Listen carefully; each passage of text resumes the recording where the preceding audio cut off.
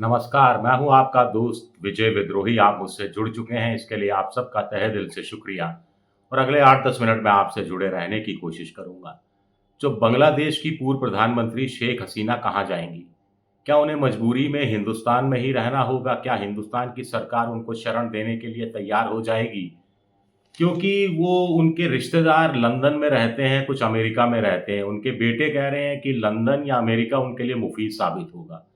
लेकिन ऐसा लगता नहीं कि ब्रिटेन की सरकार उनको जल्द इजाज़त देने वाली है, क्योंकि एक नियम, तकनीकी नियम का पचड़ा फँस गया है। ब्रिटिश सरकार का जो इमिग्रेशन का या शरणार्थियों को शरण देने का नियम ये कहता है कि कोई अगर भागकर ब्रिटेन चला आए और वहाँ शरणार्थी के लिए अप्लाई करे, चाहे वो परमानेंट हो, चाहे वो टेम्परेरी हो, तो उस पर विचार किया जाता है और खुले दिल से लिबरल होकर शरण दी जाती है पीड़ित को। लेकिन अगर कोई बाहर के देश का आदमी अप्लाई करे कि मैं शरणार्थी बनना चाहता हूँ, अनुमति माँगे शरणार्थी बनने के लिए ब्रिटेन आने की, तो ऐसे लोगों को टेक्निकल ग्राउंड पर रिजेक्ट कर दिया जाता है, क्योंकि ये नियम ये नहीं कहता। ब्रिटेन की सरकार के एक प्रवक्ता का कहना है कि हसीना पीड़ित थी, वो अपने देश से निकली और जिस पहले देश में गई, उसी देश में उनको संरक्षण भी मिलना चाहिए और वहीं पे उनको शरण लेनी चाहिए, क्योंकि वहाँ वो ज़्यादा सुरक्षित रहेंगी। तो क्या नियम में जब तक कोई बदलाव नहीं होता या अपवाद स्वरूप वहाँ की सरकार बड़े स्तर पर कोई फैसला नहीं लेती, तब तक शेख हसीना का लंदन में शरण लेना असंभव सा लगता है। उनके एक रिश्तेदार वहाँ रहती हैं और वो ब्रिटिश सरकार में भी ऊँचे पद पर हैं। तो लंदन अगर नहीं तो अमेरिका। बेटा कह रहा है कि बेटा जो खुद अमेरिका रहता है कि उनकी माँ वहाँ आ सकती हैं, लेकिन बाइडेन की सरकार ने तो अभी तक इस पर कोई सहमति या असहमति नहीं जताई है। बाइडेन की सरकार तो वहाँ बांग्लादेश में जो चुनाव हुआ, उनको फेयर एंड फ्री इलेक्शन मानने से इनकार कर दिया था। और अब शेख हसीना का एक वीडियो वायरल हो रहा है उनके देश बांग्लादेश के अंदर। पता नहीं इसमें सच्चाई कितनी है, हम इसकी कतई पुष्टि नहीं कर रहे। लेकिन अखबारों में छपा है कि वो कह रही हैं कि बंगाल की खाड़ी को अमेरिका के लिए छोड़ दिया होता, सेंट मार्टिन अमेरिका को दे दिया होता, तो मैं सत्ता में बनी रहती। ये बयान उनका आने का मतलब है कि अमेरिका उन पर दबाव डाल रहा था, किसी तरह से ब्लैकमेल करने की कोशिश कर रहा था। और अब शेख हसीना अगर अमेरिका को इस तरह से बेनकाब कर रही हैं, तो फिर अमेरिका तो स्वाभाविक है कि उनके लिए कोई दरवाजे खुले छोड़कर रखेगा नहीं। वैसे भी वहाँ पर माफ़ कीजिएगा, राष्ट्रपति के चुनाव हैं और बाइडेन या कमला हैरिस इस तरह का जोखिम लेने के लिए क्या तैयार हो जाएँगी, एशियाई मूल के वोट के लिए, या नहीं तैयार होंगी? ये एक बड़ी बात है। फिर कौन-सा देश बचता है? कुछ लोग कह रहे हैं कि स्वीडन भी हो सकता है, कुछ लोग कह रहे हैं कि हॉलैंड, फ़िनलैंड ख़ास तौर से नाम लिया जा रहा है कि फ़िनलैंड की सरकार बड़े खुले दिल से शरणार्थियों का स्वागत करती है। यूरोप के कुछ और देश भी हैं, जैसे फ्रांस है, जर्मनी है, लेकिन वो शरणार्थियों से कुछ परेशान भी हैं। फिर वहाँ पर राइट विंग ताकतें चुनाव में बड़ी तेज़ी से उभर कर आई हैं। वो खुद की कुछ बहुत सी दिक्कतों का सामना कर रहे हैं। ब्रिटेन में तो अभी दंगे चल रहे हैं। साउथहैम्पटन में एक तरह से सांप्रदायिक तनाव बना हुआ है। वहाँ 3 बच्चियों की लाशें मिली, उसके बाद एक शख्स का नाम आया जो कि मुस्लिम बताया गया, बाद में पता लगा कि वो मुस्लिम नहीं था, हत्यारा लोकल आदमी था। तो ख़ैर इसको लेकर अभी वहाँ की सरकार इसी पचड़े में फँसी हुई है।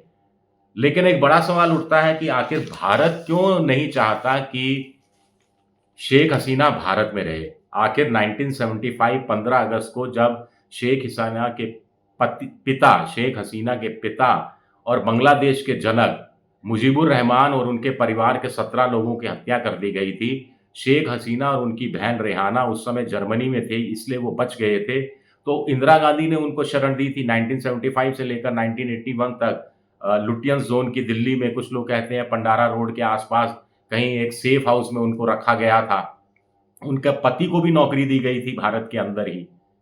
तो उस समय भारत सरकार ने ये सब किया था। ये भी कहा जाता है कि जब शेख मुजीबुर रहमान की हत्या हुई थी, तो भारत की खुफिया विभाग इंटेलिजेंस को इसकी पहले से भनक लग गई थी कि कुछ गड़बड़ हो सकता है और स्पेशल हेलीकॉप्टर एयरफोर्स का भेजा गया था, जिसमें मुजीबुर रहमान से कहा गया था कि वो अपने परिवार के साथ भारत चले आएँ, लेकिन शेख मुजीबुर रहमान ने आने से इनकार कर दिया था और बाद में उनकी हत्या कर दी गई। उनके परिवार में किसी को नहीं छोड़ा गया और जिस बांग्लादेश के ब्रिगेडियर ने ये साजिश रची थी, 2-3 महीने बाद उस ब्रिगेडियर की भी लाश मिली थी। तो इससे कुछ अंदाज़ा नहीं हो पाया कि उसके पीछे किसका हाथ था और ये साजिश क्यों और किसके कहने पर रची गई थी। अब भारत में ये भी भारत सरकार हसीना से बहुत अच्छे संबंध थे, अवामी लीग पार्टी की थी। खालिदा जिया से भारत के संबंध अच्छे नहीं थे, तो कहा जाता है कि भारत भी शेख हसीना का साथ देता रहा व्यापार के क्षेत्र में, बिज़नेस के क्षेत्र में और शेख हसीना से भारत को ये भी फ़ायदा मिला कि जो नॉर्थ ईस्ट के जो अतिवादी तत्व बांग्लादेश में शरण ले लेते थे, वो शरण मिलनी उनको बंद हो गई। दूसरा फ़ायदा हुआ कि वाटर वेव्स का फ़ायदा उठाया भारत ने, माल बंगाल से नॉर्थ ईस्ट के अन्य राज्यों तक पहुँचाने में जो बांग्लादेश होते हुए रेल मार्ग निकालने की भी प्रयास हुए, हवाई संपर्कों को मजबूत किया गया। लेकिन भारत ने इस बीच छवि ऐसी बना ली बांग्लादेश में कि हसीना भारत के लिए काम करती हैं जैसे। और वहाँ पर जो जमात-ए-इस्लामी, जो बांग्लादेश नेशनलिस्ट पार्टी, इन लोगों ने एक भावनाएँ भड़का दी, हिंदू विरोधी भावनाएँ या हिंदू भारत विरोधी भावनाएँ भड़का दी।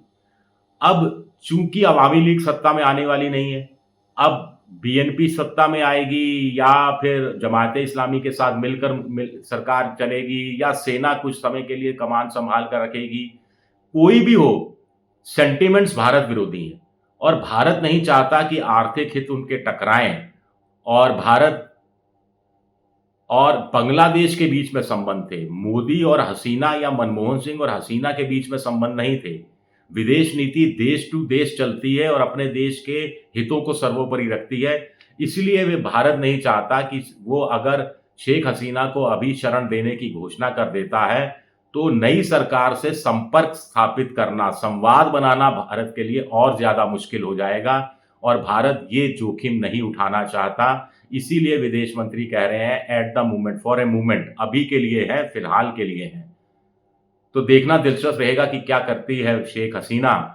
लेकिन एक और बात है, ये जमायते इस्लामी कब्ज़ा कर लेगी, इस्लामीकरण और ज़्यादा हो जाएगा, बीएनपी का प्रभुत्व बढ़ जाएगा। कुछ लोग कह रहे हैं कि छात्र के हाथ में ये आंदोलन रहा है और ये पॉलिटिकल पार्टियां या पॉलिटिकल जमातें छात्रों से आंदोलन को छीन लेना चाहती हैं, जिसकी तरफ शेख हसीना ने अपने कथित वायरल वीडियो में जिक्र भी किया है।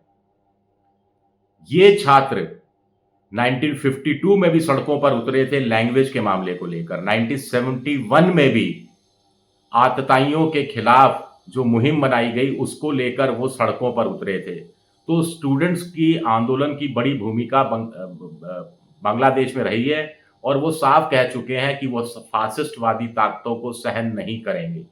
तो स्वाभाविक है कि बांग्लादेश का अच्छाई इसी में है कि वहाँ जल्द से जल्द अंतरिम सरकार बने और अंतरिम सरकार के निर्देशों में जल्द से जल्द वहाँ फेयर एंड फ्री इलेक्शन हो, जिसमें अवामी लीग, शेख हसीना की पार्टी भी हिस्सा ले।